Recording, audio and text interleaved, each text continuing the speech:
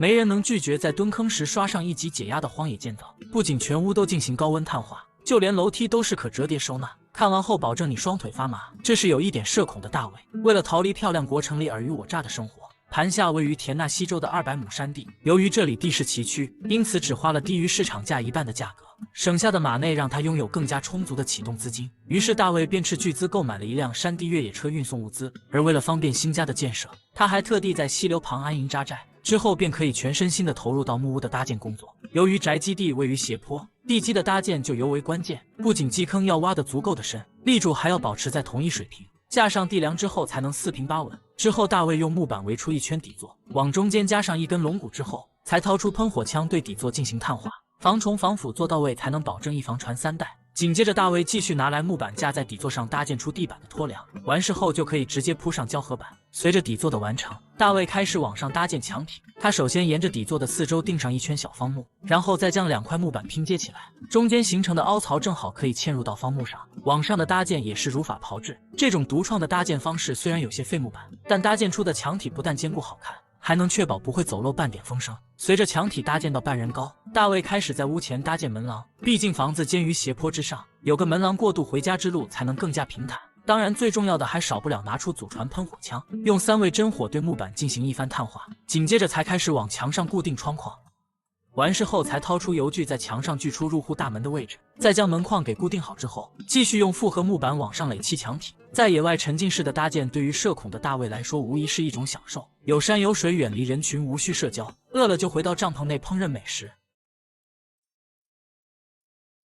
这越野车别看它小巧，但动力十分强劲，陡峭的山地爬坡运输完全不在话下。经过2个半月的搭建，墙体终于达到预定高度。不过在开始封顶之前，还需要先将阁楼给搭建好。大卫先在房子中间支棱起4根立柱，然后架上木板搭建出阁楼的托梁，紧接着就可以直接拧上木板铺设好阁楼地板。有了平坦的阁楼，在搭建后面山墙时就能如履平地，同样是如同乐高一般将木板往上垒砌。而随着山墙增高，木板长度的缩减，为了保持稳固，大卫还钉上木板支撑后才继续往上搭建。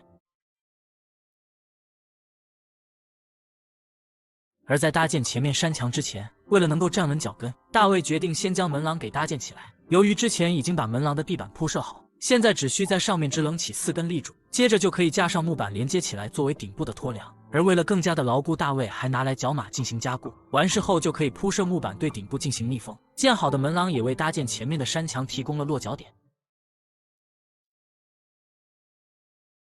等2面山墙都垒砌好之后，大卫才在上面架上几块木板拼接起来作为屋脊。主打的就是木板拼接的好就能解决所有问题，实在不行那就往中间加根方木做立柱。随着屋脊的安装到位，大卫开始安装屋顶的船子。不过在此之前，他先拿来木板固定在山墙的2侧，以确保没有一丝倒塌的可能性，然后才开始沿着屋脊依次将船子给安装到位。最后依然是掏出喷火枪，对着屋脊、船子以及山墙等裸露的木板来上一套深层碳烤服，使木材表面变得光滑黢黑。完事后才拿来木板对屋顶进行密封。就这爬上爬下矫健的身法，没在工地上学习个2年半真的学不来。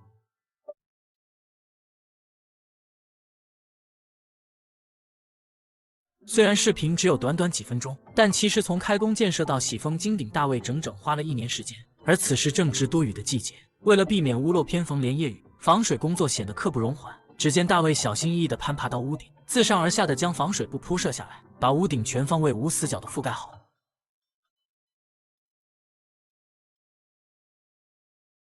随着屋顶防水材料的铺设完成，大卫用木板给屋檐底部钉上包边，把颜值拉满，还能给保温材料做支撑。完事后才拿来保温棉覆盖在屋顶上，钉上方木进行固定，并作为屋顶的领条。有了领条提供落脚点，在屋顶高空作业时也能如履平地。大卫在山脚下白嫖了一些野生铁皮瓦，虽然表面已经锈迹斑斑，但秉承着有便宜不占王八蛋的原则，只要买瓶9块9包邮的除锈剂喷上，再拿钢刷一刷，安装到屋顶上又能再站个30年。而在铺设另一面屋顶之前，还需要先给后续壁炉的安装预留好排烟孔。纯实木房屋的好处就是想在哪开孔，拿出锯子一掏就完事。大卫将烟囱的防水罩给安装到位之后，继续把排烟管道给梳理好，然后才给剩余的屋顶铺设好铁皮瓦。根据图纸，大卫还要再扩建出一间卧室。经过测量后，他先在屋后挖出基坑，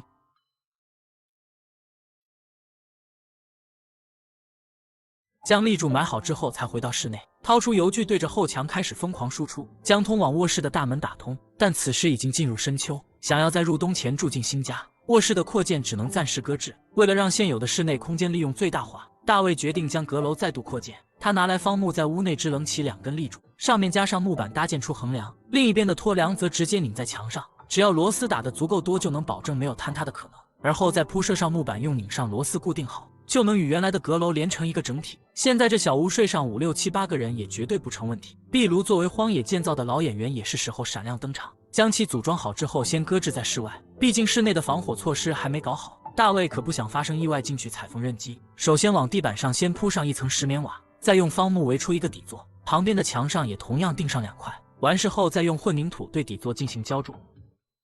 此时屋外突然狂风暴雨，落叶飘零，好在大卫已经将屋顶给搭建完成。经历了昨天的那场大雨，虽然屋顶并没太大的问题，但是将玻璃窗给安排到位就显得非常有必要。得益于玻璃窗都是定制好的，直接往窗框一扣，打上螺丝固定即可。而为了使外墙上风格统一，窗框的包边同样也要经过3位真火的碳化。完成之后，大卫才来到小溪边收集野生石板。他计划贴在墙上作为壁炉的背景墙，不过在此之前，还要先给入户门的位置铺上木地板。完事后必须掏出喷火枪来上一套高温碳化服，不仅如此，就连内部的窗框也要喷上一喷。看来他不仅社恐，还有一点强迫症。而后年仅30就拥有25年砌砖经验的大卫，开始往墙上贴石板。别说这小子的审美和手艺还挺不错，一股浓浓的复古风就扑面而来。为了提升房子的私密性，但又不舍得花钱购买窗帘，于是大卫给每扇窗户都制作了挡板。在安装之前，自然少不了给他们来上一套碳烤服务。完成之后，大卫才将壁炉给搬进室内。随着夜幕降临，他给屋内装上了几盏吊灯，然后趁着夜色将排烟管道给梳理好。虽然已经有了温暖的壁炉，但是现在依然东西南北都通透的墙壁，距离入住还差得远。为了在凛冬到来之前住上新家，次日一早，大卫就拿来木板，通过拼接后得到一扇门板。为了更加的坚固，还要打上鞋钉，保证木板之间没有一点分离的可能。接着在门框上凿出相应的凹槽，通过荷叶将门板给安装到位。完事后必须也给他来上一套碳烤服，强迫症看了直呼舒服了。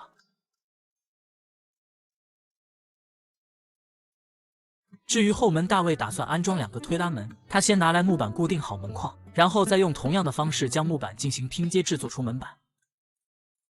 完成后拿来导轨，通过螺栓固定到门框上面，紧接着再给门板顶部装上导轮，就可以将门板给吊装到导轨上。现在他的新家终于不再四处漏风。深秋的树林里格外寒冷，点燃壁炉之后，大卫沏上一壶茶，坐在摇椅上享受着难得的悠闲。现在房子的硬装基本完成，只要再搞点软装就可以拎包入住了。次日一早，大卫就准备好了许多的木板，将它们裁切成合适的长度之后，依次平铺在室内未完成的地板上。依照国际强迫症公约，没有一根原木能逃过大卫喷火枪的炙烤。随着冬天到来，第一场冬雪临幸了这片土地，室外气温直接降到了零下10几度。为了今晚不用再窝在帐篷里瑟瑟发抖，大卫找来一张防水布，固定在推拉门的外侧，防止寒气从门缝入侵。接着又拿来木材，在窗户下制作出一张长凳，底部用木板密封起来，上面再做成可掀开的盖板，同样是掏出喷火枪进行碳化。完事后就得到了一张既不柔软也不舒适的沙发。接着拿来木板拼接起来，装上4条一样长的腿，就得到了一张看起来还算牢固的餐桌。接下来又是熟悉的操作。随着夜幕降临，外面是零下10几度的冰天雪地，但大卫将壁炉点燃后，室内温度就达到了20多度。他精心地制作了一顿丰盛的晚餐，吃饱喝足之后，还假装看了会书。果然，对于学渣来说，看书无疑是最催眠的。仅坚持不到2分半钟，一股困意袭来，大卫便铺好毯子，钻进睡袋，1秒入梦。为了不再打地铺，次日醒来后，大卫便拿来木板开始制作通往阁楼的阶梯。经过测量后，在木板上做出标记，然后再沿着标记将踏步固定好。而为了节省室内的空间，大卫特地在阁楼上安装了2个挂钩，将楼梯设计成可拆卸收纳，底部还要装上插销，防止梯子位移。接着大卫又继续完善室内的设施，他在墙角制作出了橱柜的框架，扣上水槽之后，再根据水槽的大小在面板上开孔，橱柜面板就达到完美契合。再将排水管道梳理好，两边装上挡板，底部就多了不少的收纳空间。完事后再用木板钉2个置物架，锅碗瓢盆瓶瓶罐罐也有了属于他们的家。而接下来大卫将继续按照图纸扩建出卧室和卫生间。随着积雪的消散，大卫运来满满一车的建材，开始了新家的扩建工作。由于之前已经在屋后将立柱给埋好，架上横梁就能搭建出卧室的底座，而为了更加的牢固，中间还要再敲进2根方木，再往基坑里直接倒入调配好的水泥。完事后只需浇点水，就得到了架设中间龙骨的支撑。有了之前搭建木屋的经验，卧室的扩建工作就跟叠积木一样简单。大卫作为有一点强迫症的炭化爱好者，非常自然地掏出祖传喷火枪，先给底座来点颜色瞧瞧，紧接着就可以将胶合板给铺设上去。现在只要从室内打开推拉门，就能与卧室无缝衔接。在开始搭建墙体之前，大卫同样拿来小方木先固定在底座上，在木板上打上胶水，将3片木板给粘连起来。预留出的凹槽正好嵌入底座的方木之上，使得墙体与地基紧密相连，永不分离。两边的墙上同样也要钉上2个方木，以确保在往上搭建卧室的墙体时，能与原有的木屋完美衔接，保证没有一丝丝的缝隙。之后的很长一段时间里，大卫就一直重复着制作复合木板和搭建墙体的工作。累了就回到屋内沏杯热茶，坐在摇摇椅上刷刷手机。时光飞逝，春天悄然而至，原本光秃秃的树林一夜之间就变得绿意盎然，卧室的墙体也达到了预定的高度，用方木在后墙钉出窗户的大小。大卫拿起油锯，沿着框架就在后墙掏出了2个窗口，这操作看起来就非常的解压。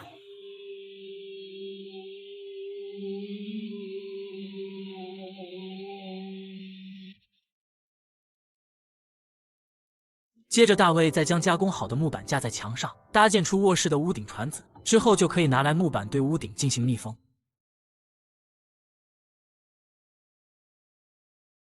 完事后自然少不了来上一套碳化服务。由于是扩建的卧室，为了防止雨水从山墙渗漏，大卫还拿来木板将屋顶往后延伸了半米长，再将防水材料与铁皮瓦给覆盖好。有了屋檐的庇护，大卫就可以回到室内，在山墙上掏出个窗户，使室内的采光效果大大的提升。接着才开始给卧室屋顶铺上防水层，再钉上保温材料，上面再用方木固定好。完事后就可以将铁皮瓦给安装上去。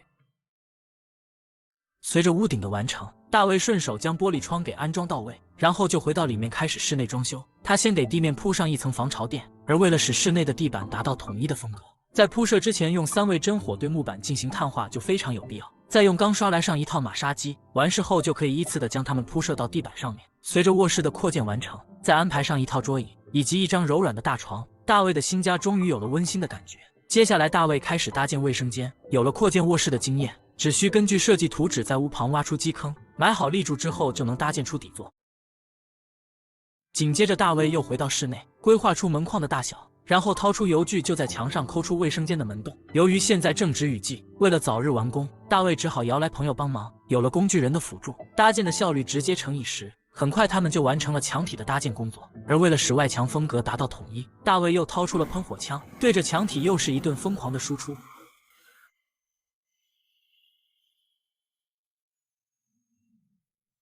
完事后才继续搭建出卫生间的屋顶。由于卫生间的面积较小，密封屋顶铺设防水材料的工作，大卫仅用半坤天的时间就完成了。虽然卫生间的面积不大，但依然做了干湿分离的设计。入门的位置，大卫先用方木搭建出了洗漱台的框架，装上洗漱槽之后，再将实木制作的面板给扣上，旁边则是安装纯手工制作的马桶。为了肥水不流外人田，内部还放置了一个红色塑料桶，就是便后余香不知他要如何解决。洗漱台前的地面先铺设一层石膏板，然后再用水泥将不要钱的石板粘贴在浴室地板上。一顿骚操作之后，好看的同时还能省下不少马内。随着干区的完成，大卫又在淋浴区地板中间掏了个排水孔，铺上一层石膏板之后，上面再覆盖上一层防水材料，接着将排水口给安装好，然后就可以用水泥浇筑地板。当然在浇筑时要确保中间位置最低，确保后续能有效的排水。等待地面干燥之后，大卫才拿来铁皮瓦直接钉在淋浴间的墙上作为防水层，而后他又用木板鼓捣出一个奇奇怪怪的置物架。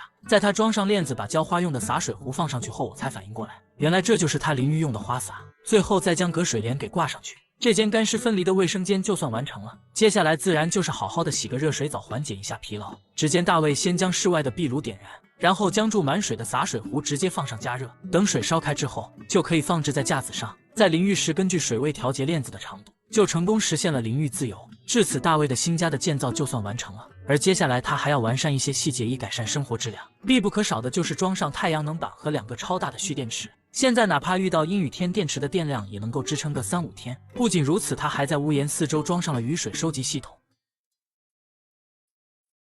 通过导管将雨水收集到安装在屋子底部的储水桶内，然后再接上一个过滤器，就能得到可以直接饮用的水源。